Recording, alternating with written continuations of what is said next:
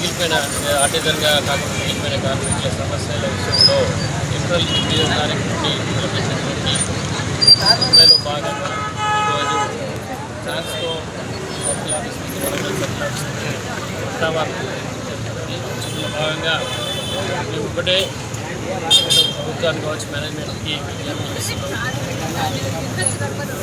గత ప్రభుత్వం వివిధ సంవత్సరాలు పనిచేసినటువంటి 23,000 మంది అవుట్సోర్స్ కార్మికులందరినీ కూడా విలీనం చేసి వారి యొక్క విద్యార్హతను బట్టి 4 భాగాలుగా టీచర్స్ని రేట్లుగా విలీనం చేశారు.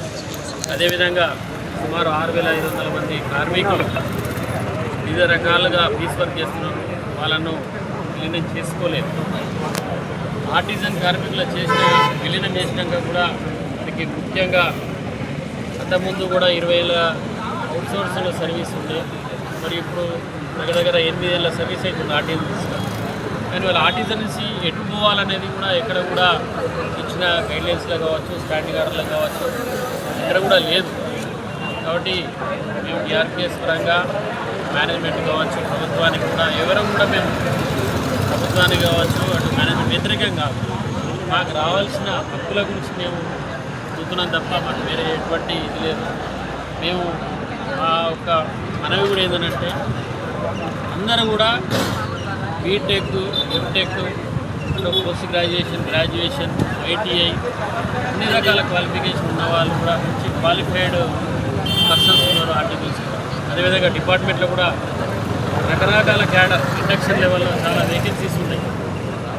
ఇవన్నీ దృష్టిలో పెట్టుకున్నప్పుడు 97లో అప్పుడున్న బీడబ్ల్యూసీ కావచ్చు, కాంట్రాక్ట్ లేబర్ని కూడా ఉన్న వేకెన్సీస్లో 50% బీడబ్ల్యూసీ తోటి ఫిలప్ చేసేది.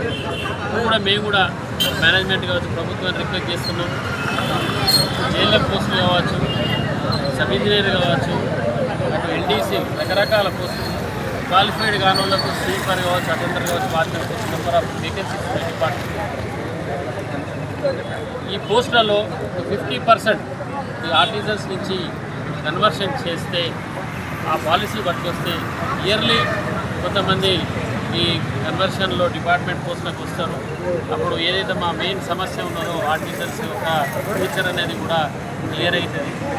దాన్ని మేనేజ్మెంట్ పర్టికులర్ ఈ విషయాన్ని సీరియస్గా తీసుకొని ఈ ఏప్రిల్ 8 లోపల ఈ జాక్ సభ్యులను కావచ్చు, మిగతా సంఘ సభ్యులందరూ కూడా పిలిచి మీటింగ్ పెట్టి ఏదో ఒక సొల్యూషన్ తీసుకురావాలని చెప్పి ఈ సభాముఖం కోరుకుంటున్నా. అదేవిధంగా మిగిలిపోయిన కార్మికుల విషయంలో కూడా వాళ్ళను కూడా ఎక్కడున్న పరిస్థితిలో వాళ్ళైతే పీస్ వర్క్ చేస్తున్నారు వాళ్ళని కూడా ఈ డెసిషన్ తీసుకున్నారని వాళ్ళని కూడా ఆర్టిజన్గా విలీనం చేయవలసిందిగా కోరుకుంటూ ఈ అవకాశం ఇచ్చినటువంటి థ్యాంక్స్.